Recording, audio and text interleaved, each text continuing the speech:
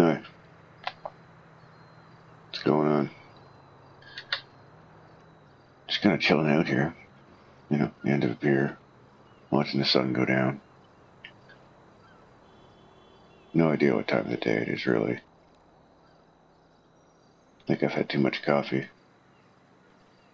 Probably shouldn't have drank that beer.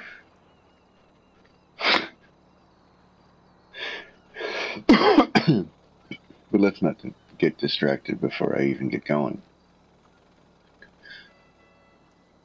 Sometimes I hang out GTA or something like Skyrim or Just Cause or whatever, and just chill out, go for a drive or fly a helicopter or just screw around and do crazy impossible things, things I don't normally have the ability to do in real life, like fly a helicopter or drive a submarine or whatever. I'm just usually doing what I'm usually doing, wandering around, thinking stuff, smashing into stuff. And every now and again, I'd find myself having this sort of, I don't know what the word is, recurring melancholic feeling. Yeah, I like the sound of that. Let's stick to that one. So I'd have this recurring melancholic feeling, I'm not depressed or sad, although I do feel those things sometimes, obviously. But melancholic. I was like, what is it about that? Maybe some of it was I was kind of bored, because nobody else is online. It was some weird time of day or something. Excuse me. But for whatever reason, I would get this kind of feeling come over me, and I realized after a while that it was actually the fact that in some sort of parallel, subtle ways, and sometimes more direct ways in games like GTA, which, consciously try to mirror reality, I was becoming kind of sort of subconsciously aware of the mirrored limitations of the realities I existed in. GTA, you can drive only so long before you've driven on every road. I don't know how long that would take if you tried to do them all at once. Probably quite a while. But it could conceivably be done over the course of a weekend, perhaps. Even games like, Just Cause 3, which is gigantic, can be traveled, at least on every road in a pretty decent amount of time. But we're starting to get to the point where, games are getting big enough and their worlds are vast enough that a person wouldn't be able to explore any particular world or whatever, a world that was big enough from end to end or top to bottom in the space of a weekend. Which would be kind of cool, because I suppose you could always save your progress and then keep going. The funny thing about the real world, and many people don't realize it, I guess, because they're not the type of people who really get off on going and exploring and seeing new things, and they're just content they're wherever the little world is and doing their little daily thing. And I don't mean that to sound like a criticism, and do whatever you want, whatever makes you happy. If you're happy kind of being in one spot that you're happy being in, then fucking cool, grow some roots, have some kids, fucking do your thing, fucking raise goats, who cares, right? As long as you're smiling at the end of the day, that's what matters. Well, I was a happy squirrel. That's a nice change of pace. Where the fuck was I going with that? Oh, right, limitations of the real world. So much like in GTA, we have limitations that shrink our world to a certain size. Everybody's world has a radius. It has that invisible boundary that you get to at the edge of the world and you have to turn back. You cannot go any farther. And what I mean by that is, for instance, let's say you have a regular Monday to Friday job. Now you need that job to make money so that you can front the inevitable cost of having to go anywhere in this world we live in, beyond the range within which you could walk in a weekend on your own 2 feet. Or maybe hitch a ride, but that's unreliable because you work Monday to Friday, you're going to be back on Monday in some kind of shape to work so you can make that money, pay for the place you live in, put food in your mouth. Because I'm pretty sure you'd get arrested pretty fast if you were hunting pigeons downtown somewhere. Here they might just give you a stern talking to. It's Canada. It's, on a side note, I'm going to get sidetracked here on purpose because I just had a funny thought and it reminded me, like, everybody's heard, well, most people have heard of the American TV show Cops. Bad boys, something, something, something, come for you, whatever.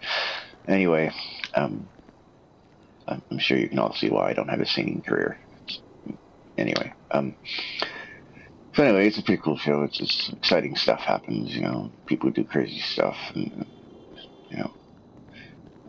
sometimes it's pretty intense, and there's shootouts, and, I don't really watch the show. I don't care that much about it. I like the car chases. Those are cool. But anyway, Canada had a show that was basically the same thing, but Canadian. It was called To Serve and Protect. And 90% of all the calls that they had, where they go do something, it was usually somebody drunk somewhere. And they're, talking them down and telling them, not to drive, or to give them a drive home. He can take a cab to get his car in the morning, or he shouldn't yell at his wife or something like that. Like, and honestly, like, most of the time they'd have a conversation for a bit, and then everybody would apologize, and then the drunk whoever it was, or the person who was high on something or other would quietly go along with them, usually unhandcuffed, at least that back when the show was on, to, police station or whatever it was. And that was kind of it. And the show was only on for like one season, or a very short time, because to be honest, it was boring as hell. Like, nothing happened. People just had stern conversations. And anyway, God, I really squirreled myself with that one. I was going to jump in the helicopter, go for a fly, but I think I need to settle my mind a little bit beforehand. Okay, back to the point. Limitations of your world. How far can you get in the 48 hours you have to yourself, or in the 4 or 5 hours you have to yourself in the evening before you need to sleep to rest for your next work day, or making more of that money you need to survive? Well, when you think about it, not that far. I mean, if you live in Europe, you can take a train and go, a few hours, see another country. But the geography is going to be basically the same because you've only gone a few hours. So other than the language maybe changing and the money being different, you're still kind of in the same sort of world. You maybe have a car, but you've only got so much money you can spend on gas. You've only got so much time in which you can drive where you either fall asleep, kill yourself, or get far enough that you have to turn around and come back because you got to make it home for Monday, go back to work.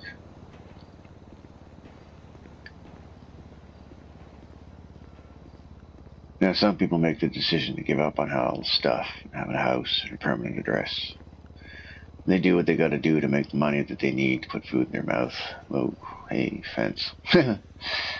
And, whatever it is, busk, beg, wash windows, pick up random jobs, whatever. I'm not criticizing that either. There's a certain level of freedom there, but in a sense, they are still all chained to certain things, because the limit of our world doesn't just mean the limit of the geographical distance we can travel in a certain amount of time. The limit of our world also means the limit of the experiences that we can have, the limit of range through which we are capable of perceiving, this reality. And even the virtual realities we explore is limited.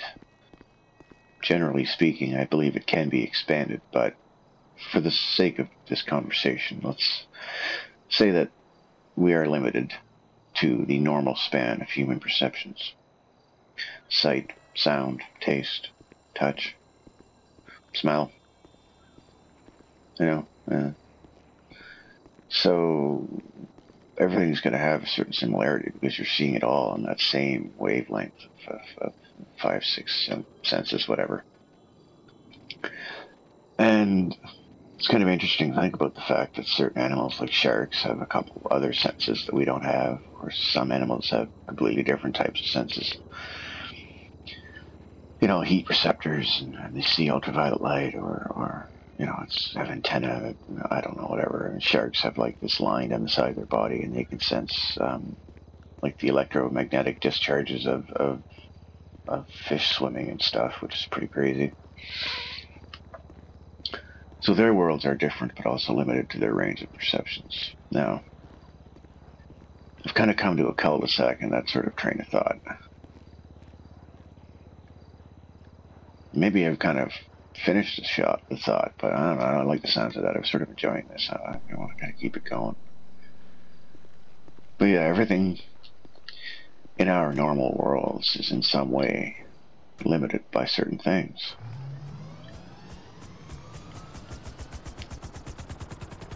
There are the obvious things like borders, different countries, private property, land you cannot walk on because someone paid money for it.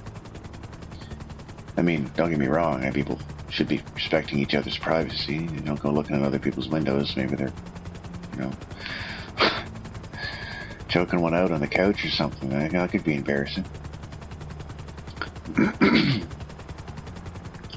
But part of the problem too is the fact that we generally, as a species, as a group of co-inhabitants of this planet, seem to be completely unable, in a general sense, as far as large groups of people, seem to be completely unable to find a way to coexist without there constantly being some kind of strife, disagreement, problem.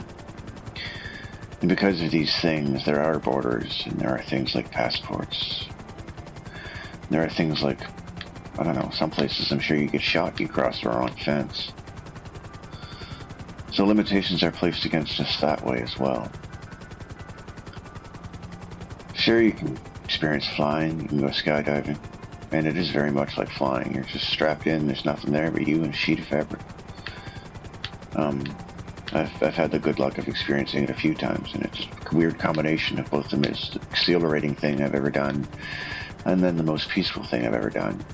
As long as the chute opens up. If it doesn't, well, I think it continues to be exhilarating until it suddenly isn't anymore.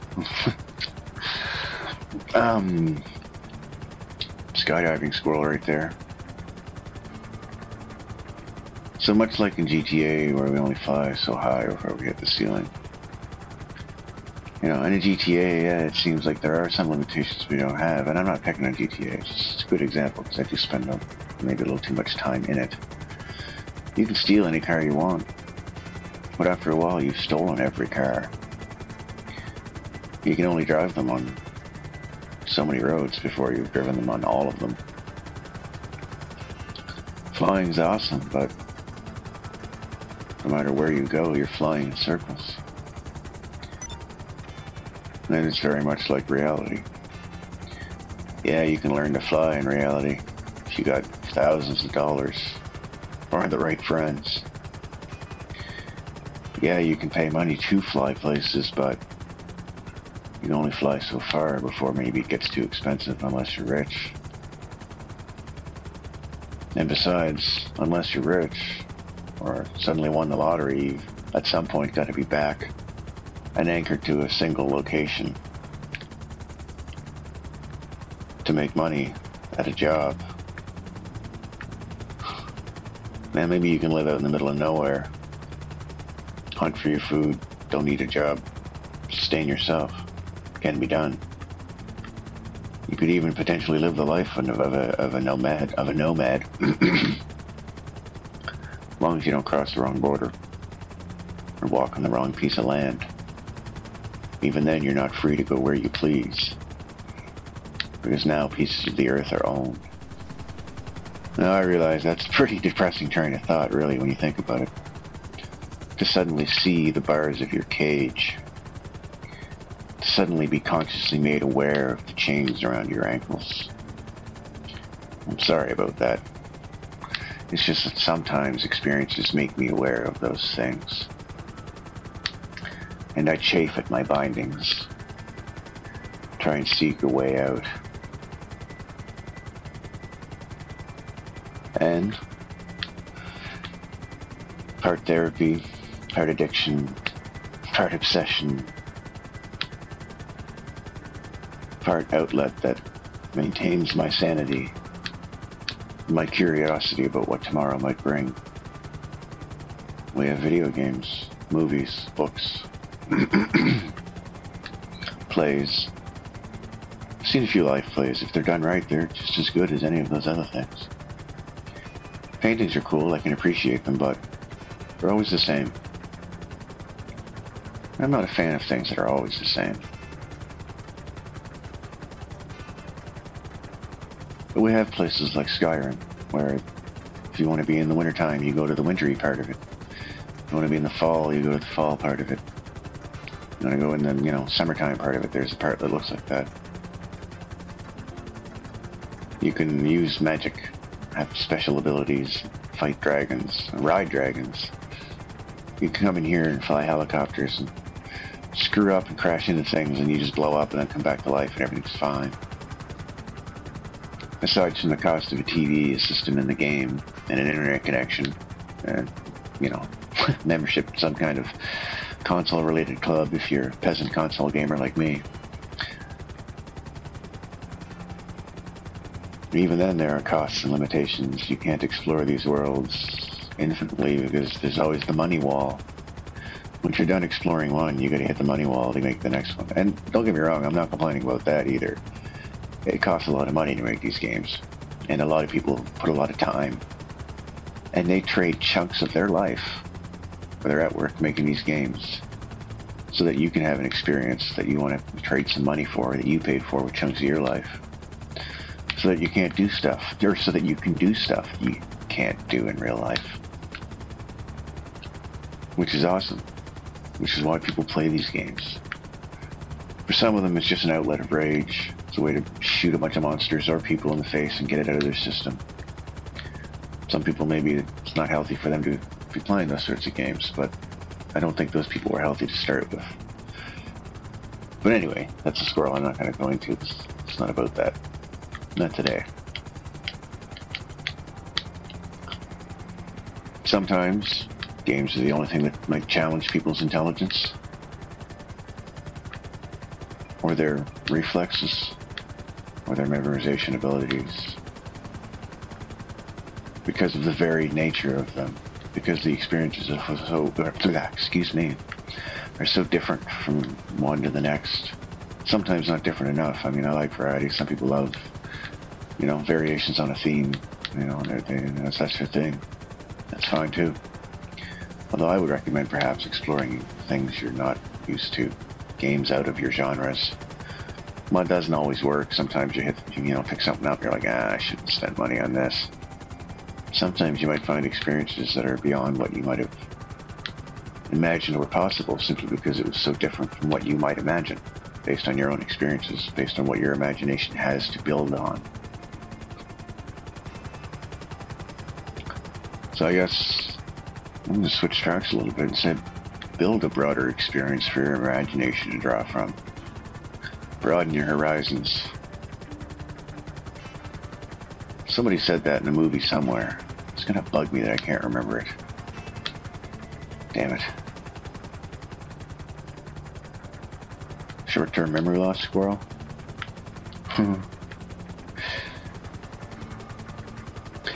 One game, I guess in closing, I'm going to talk about one game that I'm really looking forward to.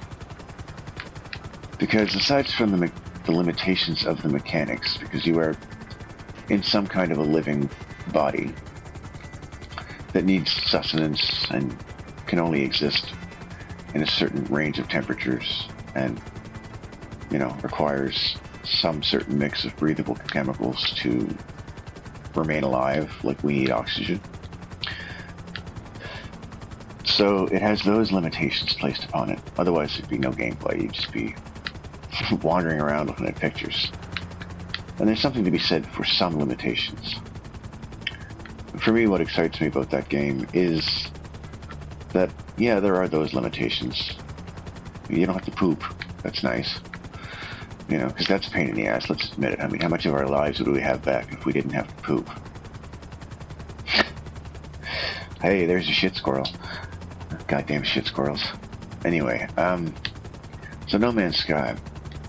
I might be a little bit wrong on the numbers, but I think it has something like 15 billion stars. Each having, you know, however many planets, you know, or no planets, depending. But let's say you were able to visit one of those stars every hour, and you played the game for 24 hours a day, 365 days a year, non-stop, until you visited every single one of those stars in the galaxy that's in No Man's Sky. And I busted out the old calculator, crunched some numbers, and it's something crazy. Like, you would have to play No Man's Sky non-stop for 1.7 million years just to do a flyby of every star in the galaxy, if you could fly by one every hour.